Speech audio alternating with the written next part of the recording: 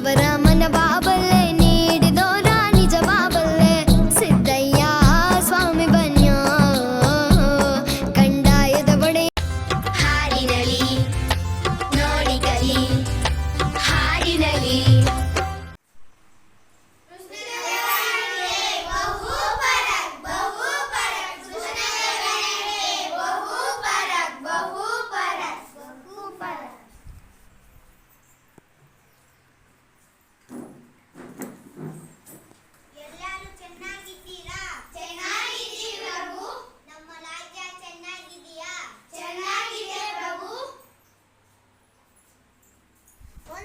ವಿದ್ಯಾಸಾಗರನೆಂಬ ಮಹಾನ್ ಪಂಡಿತ ಕೃಷ್ಣದೇವರಾಯನ ಆಸ್ಥಾನಕ್ಕೆ ಬಂದನು. ನಮಸ್ಕಾರ ಮಹಾಪ್ರಭುಗಳೇ. ನಮಸ್ಕಾರ ಪಂಡಿತರೇ. ನನ್ನ ಹೆಸರು ವಿದ್ಯಾಸಾಗರ. ಬನ್ನಿ ಕುಳಿತುಕೊಳ್ಳಿ. ಅವನ ಖ್ಯಾತಿ ಎಲ್ಲ ಕಡೆ ಹಬ್ಬಿತು. ಸಂಸ್ಕೃತದಲ್ಲಿ ಅವನು ಮಹಾಮೇಧಾವಿಯಾಗಿದ್ದನು. ವಿದ್ಯಾಭಿಮಾನಿಯಾದ ಕೃಷ್ಣದೇವರಾಯ ಅವನನ್ನು ಸ್ವಾಗತಿಸಿ ಸತ್ಕರಿಸಿದನು.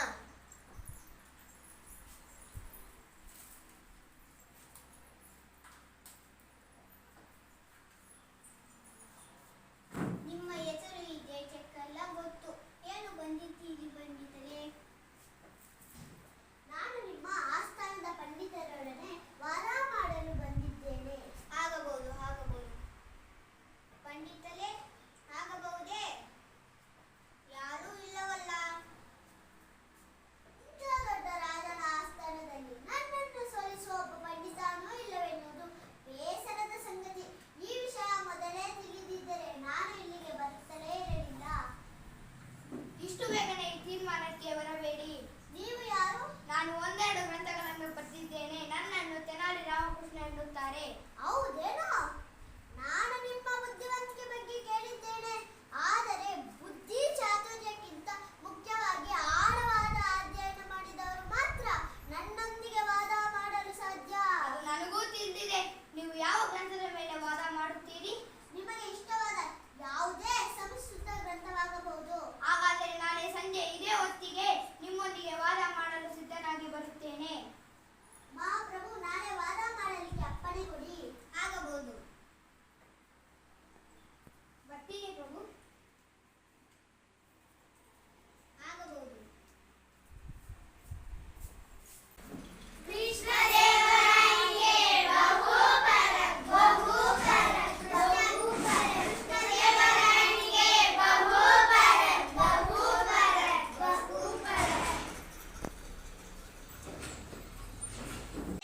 ವಿದ್ಯಾಸಾಗರ ಹೆಮ್ಮೆಯಿಂದ ಆಸ್ಥಾನವನ್ನು ಪ್ರವೇಶಿಸಿ ತನ್ನ ಪೀಠದಲ್ಲಿ ಕುಳಿತನು. ಮಹಾಪ್ರಭು ನಮಸ್ಕಾರ. ನಮಸ್ಕಾರ ಪಂಡಿತರೇ. ಬನ್ನಿ ಕುಳಿತುಕೊಳ್ಳಿ. ಇವನೆಂತ ವಾದ ಮಾಡುತ್ತಾನೆಂದು ಎಲ್ಲರೂ ಆಶ್ಚರ್ಯದಿಂದ ಕಾದು ಕುಳಿತಿದ್ದರು. ರಾಮಕೃಷ್ಣ ಸ್ವಲ್ಪ ಹೊತ್ತಿನ ಅನಂತರ ಬಟ್ಟೆಯಲ್ಲಿ ಸುತ್ತಿದ್ದ ಕಟ್ಟನ್ನು ಸೇವಕರ ಹತ್ತಿರ ಇಡಿಸಿಕೊಂಡು ಸಭೆಗೆ ಬಂದನು. ರಾಮಕೃಷ್ಣ ಇನ್ನೂ ಬಂದಿಲ್ಲ ಅಲ್ಲ? ಬಂದಿಲ್ಲ ಪ್ರಭು. ನಮಸ್ಕಾರ ಪ್ರಭುಗಳೇ. ನಮಸ್ಕಾರ ಪಂಡಿತರೇ. ಬನ್ನಿ ಕುಳಿತುಕೊಳ್ಳಿ. ಆ ಕಟ್ಟಿನಲ್ಲಿ ಏನಿದೆ ಎಂದು ಯಾರಿಗೂ ಊಹೆ ಮಾಡಲಾಗಲಿಲ್ಲ. ನಾನು ಸಿದ್ಧನಾಗಿದ್ದೇನೆ ಸ್ವಾಮಿ. ನಾನು ಸಿದ್ಧ. ಪ್ರಾರಂಭಿಸೋಣ. ನೀವು ವಾದಕ್ಕೆ ಯಾವುದೇ ಗ್ರಂಥವನ್ನು ಆರಿಸಿಕೊಳ್ಳಬಹುದೆಂದು ತಾವೇ ಹೇಳಿದ್ದೀರಿ. ಹೌದು, ಯಾವುದನ್ನು ಬೇಕಾದರೂ ಆರಿಸಿಕೊಳ್ಳಿ. ಈ ಗ್ರಂಥವನ್ನು ಓದಿದ್ದೀರಾ? ಏನದು? ಇದು ತಿಲಕಾಶ್ವಮೇಷಾಬಂಧನ. ನಾನು ಈಗ ಈ ತಿಲಕಾಶ್ವಮೇಷಾಬಂಧನದ ಗ್ರಂಥದ ಮೇಲೆ ವಾದ ಮಾಡುತ್ತೀನಿ. ಆರಂಭಿಸಲೇ? ತಿಲಕಾಶ್ವಮೇಷಾಬಂಧನ? ಅದು ಏಕೆ ನಿಮಗೆ ಇದು ತಿಳಿದಿಲ್ಲವೇ? ಇದು ನಮ್ಮನ್ನ ದನಕರ ಹುಡುಗರಿಗೂ ಗೊತ್ತು. ಇದೊಂದು ಹೇಗೆ ನನ್ನ ಕಣ್ಣು ತಪ್ಪಿಸಿಕೊಂಡಿತು? ಈಗ ಏನು ಮಾಡುವುದು? ಇಲ್ಲಿಂದ ತಪ್ಪಿಸಿಕೊಂಡು ಹೋಗುವುದೇ ಮೇಲು. ಮಹಾಪ್ರಭು, ಹೇಗೋ ಏನೋ ನನ್ನ ದೇಹದ ಆರೋಗ್ಯ ಸರಿಯಿಲ್ಲ. ವಾದವನ್ನು ನಾಳೆ ಆರಂಭಿಸಲು ಅಪ್ಪಣೆ ಕೊಡಿ. ಆಗಬಹುದು. ಬರ್ತೀನಿ ಪ್ರಭುಗಳೇ. ಆಯಿತು.